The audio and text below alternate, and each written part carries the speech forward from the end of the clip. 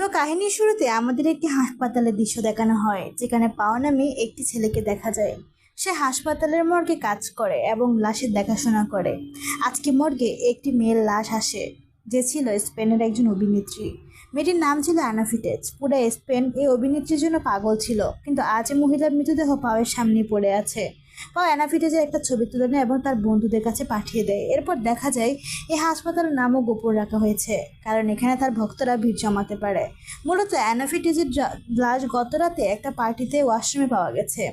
আগামীকাল তার পোস্টমর্টেম হবে, তারপরে জানা যাবে আসলে তার সাথে কি হয়েছে। এদিকে হাসপাতালে জাবি ও ইভান নামে দুইজন পাওয়ের সাথে দেখা করতে আসে। এরা পাওয়ের খুব কাছের বন্ধু। এরা পাওকে একটা পার্টিতেই যাওয়ার জন্য ইনভাইট করে, কিন্তু পাওয়ের নাইট ডিউটি থাকায় সে যেতে চায় না।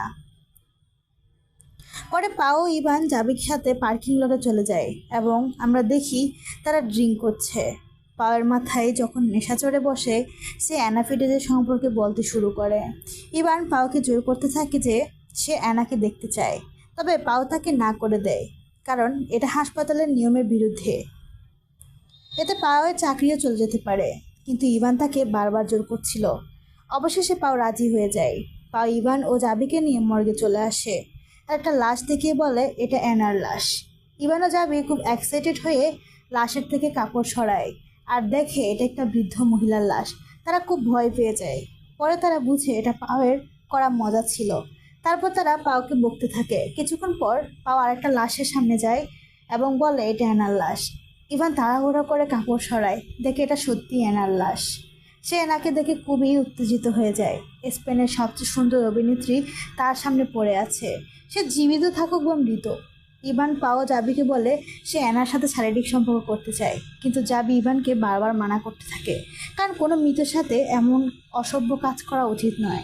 কিন্তু ইভান কোনোভাবেই জাবির কথা শুনে না এবং পাওকেও তার সাথে যোগ দিতে বলে। পাও রাজি হয়ে যায়। একটু পরে জাবি এবং পাও একটু রুমে চলে আসে এবং ইভান অ্যানার লাশের সাথে থাকে। ইভান অ্যানার লাশের সাথে জঘন্যভাবে দর্শন করতে থাকে। জাবি সব দেখে এবং বারবার মানা করতে থাকে পাওকে। এরপর দেখা যায় ইভানের পর পাও অ্যানার কাছে যায়। সেও অ্যানার সাথে শারীরিক সম্পর্ক করতে থাকে।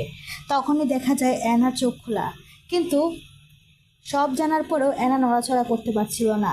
তার শরীরে নড়ার মতো ক্ষমতা ছিল না। এদিকে পাওয়ের চোখ বন্ধ ছিল, তাই সে তখনও দেখেনি যে অ্যানা জীবিত। সে যখন চোখ খুলে তখন দেখতে পায় অ্যানা জীবিত। সে লাফ দিয়ে নিচে নেমে আসে। তারপর জাবি ও ইভান তারাও সেখানে চলে আসে। এখানে জাবি এনাকে হেল্প করতে চাচ্ছিল, কিন্তু ইভান ও পাও অনেক ঘাবড়ে যায়। ইভান বলে এখন আমাদের অ্যানাকে মেরে না ফেলা ছাড়া কোনো উপায় নেই, কারণ অ্যানা যদি বেঁচে থাকে সে হয়তো সবাইকে বলে দিবে। কিন্তু জাবি চাচ্ছিল ডাক্তারকে ডেকে আনতে, কিন্তু ইভান ও পাও তাকে আটকায়। পাও বলে যদি তারা এই বিষয়ে বাইরে আসে তাহলে তার মান সম্মান নষ্ট হয়ে যাবে। তখনই তার একটা বন্ধু মর্গে আসে। তাকে আসতে দেখে তারা তিনজনের লাশটা লুকিয়ে ফেলে। অ্যানা তখন তার সারা শরীরে নাড়াতে পারছিল না। সে অসহায়ের মতো শুয়েছিল। এছাড়া তার কাছে কোনো অপশনও ছিল না। অ্যানার শরীর অনেক সময় ঠান্ডাই ছিল, তাই তার শরীর জমে গিয়েছিল। সেজন্য সে নড়াচড়া করতে পারছিল না। এরপর দেখা যায় পাওয়ের সে বন্ধু তালা লাগিয়ে চলে যায়। এরপর আবার দেখা যায় জাবি অ্যানাকে বাইরে নিয়ে যেতে চাচ্ছিল। তখন ইভান জাবিকে যেতে দেয় না, কিন্তু জাবি বেশি জোরাজুরি করে, যার কারণে ইভান খুব রেগে যায় এবং জাবিকে একটা ঘুষি মারে। তখনই জাবি নিচে পড়ে যায় এবং তার মাথা থেকে প্রচুর রক্ত পড়তে শুরু করে। এদিকে ইভান জাবিকে মারতেই থাকে। তখনই পাও তাকে থামানোর চেষ্টা করে।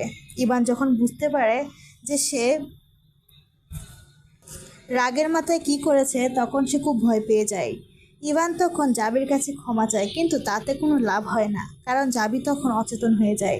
এদিকে পাও জাবিকে বাইরেও নিয়ে যেতে পারছিল না, কারণ পাওয়ের সে বন্ধু যাওয়ার সময় ঘরটার দরজা তালা মেরে গিয়েছিল, আর পাওয়ের চাবিও পাও আনার সময় বাইরে রেখে এসেছে। এদিকে জাবির এই অবস্থা, অ্যানার কাছে ক্ষমা চায়।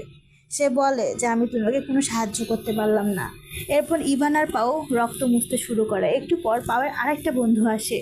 সে অ্যানার পোস্টমর্টম নিয়ে কথা বলতে চাচ্ছিল পাওয়ের সাথে। তখন অ্যানা অন্য রুম থেকে সাহায্য চাইতে চাচ্ছিল। তখন ইভান তার মুখ চেপে ধরে। এবার যখন তারা জাবিকে নিয়ে যাওয়ার জন্য আসে, তখন দেখে জাবি সেখানেই মারা গেছে। নিজের বন্ধুকে এমনভাবে মারা যেতে দেখে পাও ভীষণভাবে ভেঙে পড়ে। পাও এখন খুব ভয় পেতে থাকে, কারণ এগুলো যদি জানাজানি হয় তাহলে তাদের দুজনের ক্যারিয়ারই শেষ হয়ে যাবে। এদিকে যখন অ্যানা বুঝতে পারে যে এরা তাকে মেরেই ফেলবে, তখন সে স্ট্রেচার থেকে নামার চেষ্টা করে এবং সে নেমে যায় এবং জাবির ফোনটা নিয়ে সে তার বাবাকে ফোন করছিল। তখন ইভান সেখানে চলে আসে। তখন ইভান অ্যানার থেকে ফোনটা কেড়ে নেয় এবং বলে এটা রং নাম্বার। তারা দুজনে অ্যানাকে আবার অন্য রুমে শুয়ে রাখে। এদিকে ইভানের কথায় পাও অ্যানার হাত পা বাঁধতে শুরু করে। এদিকে অ্যানা তখন কথা বলতে কিছুটা পারছিল। সে পাওকে বলে ইভানের সাথে না থাকতে, কারণ ইভান একজন খুনি। সে নিজে জাবিকে মেরে ফেলেছে, সে জাবিকে গলা টিপে হত্যা করেছে। কিন্তু পাও তা কোনোভাবে বিশ্বাস করতে চায় না। সে ভাবে অ্যানা হয়তো তাকে ম্যানিপুলেট করার চেষ্টা করছে। অ্যানা বলে জাবিকে ইভান গলা টিপে হত্যা করেছে, কিন্তু পাও অ্যানার কথা বিশ্বাসই করে না। অ্যানার মুখে টেপ মেরে চলে যায়। তখন পাও সেখান থেকে চলে যাওয়ার পরে অ্যানা মর্গ থেকে বাইরে বেরিয়ে আসে। সে মাটিতে গড়াতে গড়াতে এগুতে থাকে। এদিকে ইভান বাইরে থেকে একটা কন্টেনার নিয়ে আসে, কিন্তু এসে দেখে সেখানে অ্যানা নেই। সে বুঝতে পারে অ্যানা এখান থেকে পালিয়েছে। সে পাওয়ের উপর অনেক রাগ করে। অন্যদিকে আমরা দেখি অ্যানা গড়াতে গড়াতে সামনের দিকে এগুচ্ছে। সে একটা লিফটের কাছে এসে এবং লিফটে ঢুকে পড়ে, কিন্তু দুর্ভাগ্যবশত লিফটটা বন্ধ হবার আগেই ইভান সেখানেই চলে আসে এবং আবার অ্যানাকে টেনে মর্গে নিয়ে আসে। এবার ইভান পাওকে বলে এখনই অ্যানার খুন করতে হবে, কারণ এখন অ্যানার শরীর কাজ করতে শুরু করেছে। এখন অ্যানা পাওকে আবারও বলে যে ইভান জাবিকে মেরে ফেলেছে। তখন ইভান তা অস্বীকার করে। অন্যদিকে অ্যানা পাওকে একটা কাপড় দেয়। তারা দুজনে সে কাপড় দিয়ে অ্যানার মুখ চেপে ধরে। অ্যানা আবার মারা যায়। এবার ইভান ও পাও অ্যানার দেহকে স্ট্রেচারে রাখে। অন্যদিকে ইভান জাবির মৃতদেহটা সেতুর নিচে নিয়ে একটি নালায় ফেলে দিয়ে আসে। এবার মুহূর্তে দেখা যায় যে অ্যানা আসলে মরার অভিনয় করেছিল।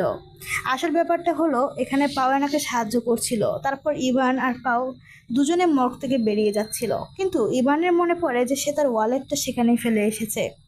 সে আবার মর্গে যায়। পাও তাকে বারবার পিছন থেকে মানা করা সত্ত্বেও ইভান মর্গে চলে যায়। গিয়ে দেখে যে অ্যানা এখনো জীবিত আছে।